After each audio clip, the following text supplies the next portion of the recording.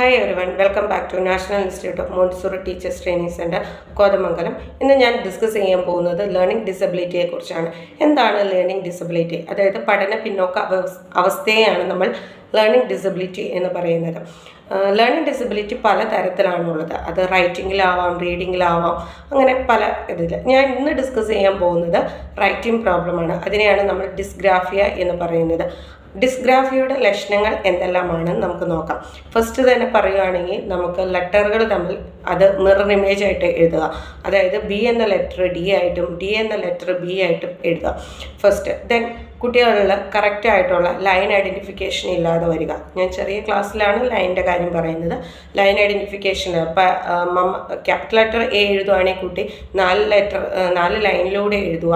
അതുപോലെ തന്നെ അവർക്കുടെ letter formation correct അല്ലാതെ ഇതും ഈ പറഞ്ഞ മാതിരി ഡിസ്ഗ്രാഫിയയുടെ ഒരു ലക്ഷണമാണ്.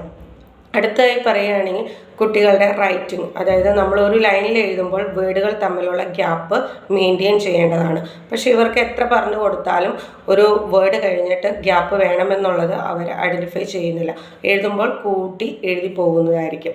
അതും ഡിസ്ഗ്രാഫിയയുടെ ഒരു ലക്ഷണം തന്നെയാണ്.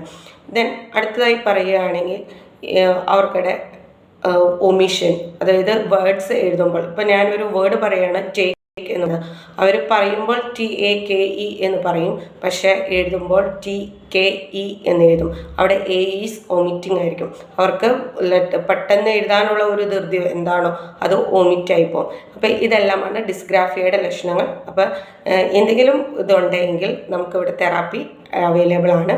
Okay, thank you.